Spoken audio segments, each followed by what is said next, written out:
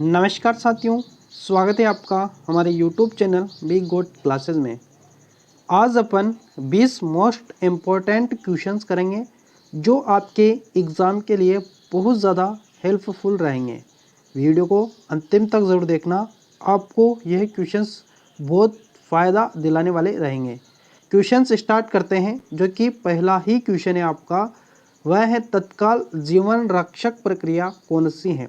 तत्काल जीवन रक्षक प्रक्रिया कौन सी है? तो वह होती है प्राथमिक चिकित्सा। क्यों होती है वो भी मैं आपको बता देता हूँ कि जैसे कि कोई एक्सीडेंट हो जाता है, दुर्घटना हो जाती है, तो अपने जीवन को या जीव को जीवित रखने के लिए अपन क्या करते हैं, दुर्घटना होते ही अपन कोई ना कोई उपाय करते हैं। जैसे कि घर पर एक्सीडेंट हो गया, लग गई, चोट लग गई, तो अपन उसी टाइम पर घर पर ही खून रोकने के लिए जो उपाय करते हैं उसी को ही क्या कहा जाता है, प्राथमिक चिकित्सा। तो जीवन रक्षक तत्काल यानी कि हैंड टू हैंड इमरजेंसी में जो अपन करते हैं ना, उसी को जीवन रक्षक प्रक्रिया कहा जाता है। तो इस हिसाब से आप याद रखना, ठीक है।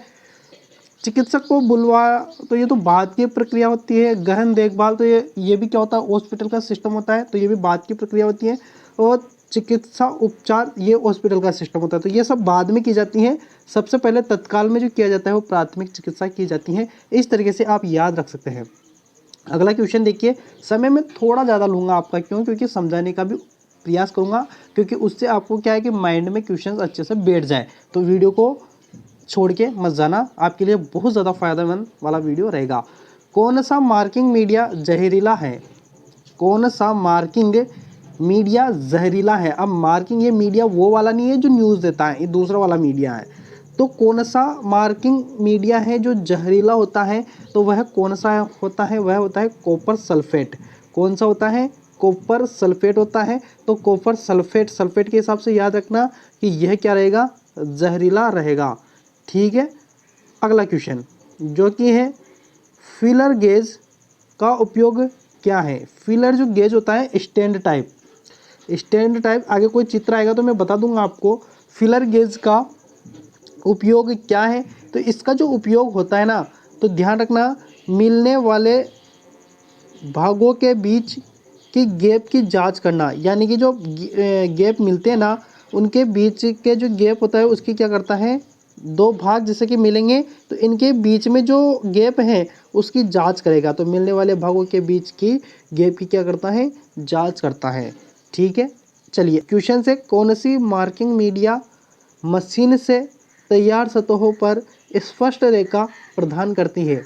मार्किंग मीडिया मशीन से तैयार सतहों पर स्पष्ट रेखा प्रदान करती हैं, तो वह कौन सी होती है? अभी अपन ने जो क्वेश्चंस किया था उसी से संबंधित है, लेकिन इसमें कॉपर सल्फेट आप करके मत आना। यहाँ पर ये कन्फ्यूजन करने वाले क्वेश्चंस होते हैं, तो इनका ध्यान रखना। यहाँ पर स्पष्ट रेखा प्रदान करती हैं वो पूछा है, तो इसमें होगा प्रीसियन ब्लू होता है। क्या होगा? प्रीसियन ब्लू होता है। मीडिया का नाम सुनते ही आप क्या करके आ जाओ कि वो तो जहरीला था, ठीक है। वो क्या था, जहरीला था, तो कॉपर सल्फेट जहरीला था। लेकिन यहाँ पर स्पष्ट रेखा प्रदान कौन करता है? तो वह करता है प्रेसियन ब्लू, ठीक है। अगले क्वेश्चन पर आते हैं। अगला जो क्वेश्चन है वह है, राउंड बार के केंद्र को चिन्हित करने के लिए किस कैलिपर का उपयोग किया जाता है? राउंड बार यानी कि जो गोल घुमा हुआ बार होता है, उस पर चिन्हित करने के लिए किस कैलिपर का उपयोग किया जाता है? तो उसके लिए होता है जेनी कैलिपर। जेनी कैलिपर कैसा होता है, एक तरफ तो उसके नोक होती है और एक तरफ से इस तरीके से उसकी टांग क्या होती है, मुड़ी हुई होती है, ठीक है। अगला क्वेश्चन जो कि है, हेवी ड्यूटी वर्क के लिए किस ग्राइंडिंग मशीन का उपयोग किया जाता है? हैवी ड्यूटी के लिए किस ग्राइंडिंग मशीन का उपयोग किया जाता है? तो वह होती है पेडेस्टल ग्राइंडर, ठीक है। सी ऑप्शन कंप्लीटली सही आंसर। अगला जो क्वेश्चन है वह है, मीट्रिक आउटसाइड माइक्रोमीटर की एक्यूरेंसी क्या है? ये याद रख लेना, ये मोस्ट इंपॉर्टेंट क्वेश्चन से और डाटा से आता है, और इसमें बहुत कंफ्यूजन होता है जब क्वेश्चन के ऑप्शन जो है ना ऊपर नीचे कर देता है।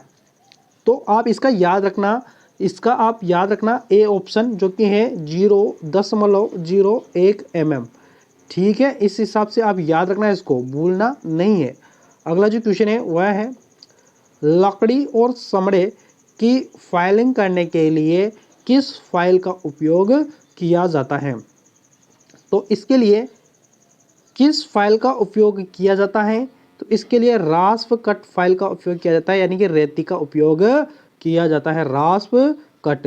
ठीक है, अगला क्वेश्चन है आपका जो कि है ब्लेड की किस पिच का उपयोग कांस्य पीतल कास्ट आयरन काटने के लिए किया जाता है। तो ब्लेड की किस पिच यानी कि कौन सा पिच होगा जो कांस्य पीतल कास्ट आयरन को काट सकता है, तो वह है अपना 1.80 mm। ये भी आप याद रखना, ये भी डाटा का क्वेश्चन है। अगला जो क्वेश्चन है वह है कंड्यूट और अन्य। मैंने इसमें डाटा का क्वेश्चन ज़्यादा शामिल किया है, क्यों? क्योंकि डाटा के क्वेश्चन आपको कम याद रहते हैं, तो इनको आप लगातार याद करते रहना, है ना, यही क्वेश्चंस आपके नंबर कटवाएंगे। ठीक है, कंड्यूट और अन्य पतली ट्यूब को काटने के लिए किस हेक्सा ब्लेड के किस पिच का उपयोग क्या है? काटने के लिए हेक्सा ब्लेड के किस पिच का उपयोग क्या है? तो देखिए कंड्यूट और पतली ट्यूब को काटने के लिए यहाँ पर हेक्सा ब्लेड की कौन सी पिच होगी, इस तरीके से पूछा गया है। उसमें वो था, क्या था, इस वाले क्वेश्चन में क्या था, कांस्य पीतल कास्ट आयरन था, लेकिन इसमें पूछा है कि कंड्यूट और पतली ट्यूब को काटने के लिए कौन सा हेक्सा ब्लेड की पिच है। तो इसके लिए जो पिच है ना वह है 0.8 mm। इनमें कन्फ्यूजन हो जाते हैं, इसलिए मैं ये क्वेश्चन करवा रहा हूँ आपको, 0.8 mm। अगला जो क्वेश्चन है वह है फाइल वाली सरफेस पर खरोंच चिप्स के उत्पादन का कारण क्या है। तो उत्पादन का जो कारण है यहाँ पर वह है पिनिंग। ठीक है, ध्यान रखना पिनिंग को। अगला जो क्वेश्चन है वह है, देखिए चित्र से संबंधित क्वेश्चन है, ये चित्र से संबंधित क्वेश्चन बहुत पूछे जा रहे हैं। देखिए इस वी ब्लॉक का नाम क्या है, वी ब्लॉक को आप ध्यान से देखिएगा। इस वी ब्लॉक का नाम यहाँ पर पूछा है, तो इसका जो नाम है वह है single level single groove V block, single groove V block है। ध्यान रखना बी ऑप्शन कंप्लीटली सही आंसर। यहाँ पर सिंगल है, बिल्कुल लाइन सिंगल है, सिंगल लाइन है ना, इसलिए इसको सिंगल के हिसाब से याद रखना और इस हिसाब से वी आकृति आप याद रखना। अगला जो क्वेश्चन है वह है इस अनिवार्य प्रतीक का नाम क्या है। यहाँ पर देखिए ये जो प्रतीक है ना इसके अंदर कोई चित्र नहीं है, तो इसके अंदर कोई चित्र नहीं है, लेकिन इसको आप चेतावनी के नाम से याद रखना, चेतावनी, क्योंकि त्रिभुजाकार आकृति जो होती है ना वो चेतावनी के लिए होता है। तो स्टॉप जो होता है ना वो चेतावनी के अंतर्गत आता है, स्टॉप जो आता है वो चेतावनी के अंतर्गत आता है। रास्ता दे तो ये तो सूचना दे रहा है, सुरक्षित तो ये भी क्या है, सूचना दे रहा है, और अनगार्डेड ये भी क्या दे रहा है, अपनों को सूचना ही दे रहा है। तो ये नहीं होंगे यहाँ पर, इसमें चित्र नहीं है, इसका मतलब ये नहीं है कि आप करके ना हो।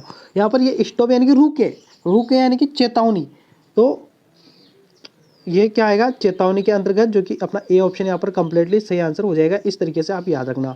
क्वेश्चन है अपना अगला जो कि है इस चिन्ह का नाम क्या है। चिन्ह ऐसा है जो कि पैदल क्रॉसिंग की तरह आप दिख रहा है, तो ये तो आप करके आ ही जाओगे, इसमें तो कोई दिक्कत है नहीं, है ना। पैदल चलने वालों का मार्ग, पैदल चलने वालों का क्या है, ये मार्ग है। तो डी ऑप्शन यहाँ पर तो कंप्लीटली आंसर, इसमें तो कोई दिक्कत है नहीं। इससे बहुत क्वेश्चंस पूछे जा रहे हैं और ये तो आपको फाइल को तो पूरा रट लेना है ना। इसमें अपन को कुछ भी नहीं छोड़ना है। जो मैं भाग आपको बता दूं, इसमें जो भाग है ना वो कौन कौन से हैं, तो देखिए यहाँ पर जो भाग हैं ये हैंडल है, ये फेरूल है, ये फेस है, ये लंबाई होती है, ये एज होता है, ये यहाँ पर जो भाग हैं ये हील है, ये यहाँ पर शोल्डर है। तो इस तरीके से आप पूरा याद रखना। तो देखिए इसमें कौन सा आएगा, अपना हील आएगा, ए ऑप्शन कंप्लीटली सही आंसर होगा। क्वेश्चन है इस वाइस का नाम क्या है। ये हैंड वाइस है, ये भी ध्यान रखना, ये कौन सी वाइस है, हैंड वाइस। तो यहाँ पर सी ऑप्शन कंप्लीटली सही आंसर। अगला क्वेश्चन है, ये क्वेश्चंस इसके भी सारे भागों के आपको नाम याद रखना है क्योंकि अलग अलग पूछे जा रहे हैं। एक्स के रूप में चिन्हित हथौड़े के भागों का नाम बताइए। तो मैं आपको इसके सारे भागों के नाम बता दूं। ये आपका हैंडल है, ये पिन होता है, ये वेज होता है या आई होल होता है, ठीक है। यहाँ पर ये फेस होता है और यहाँ पर ये चिक होता है। तो इन भागों के नाम आप याद रखना, ठीक है। तो इस तरीके से आप सारे भागों के नाम याद रखना। मैंने सारा बता दिया आपको।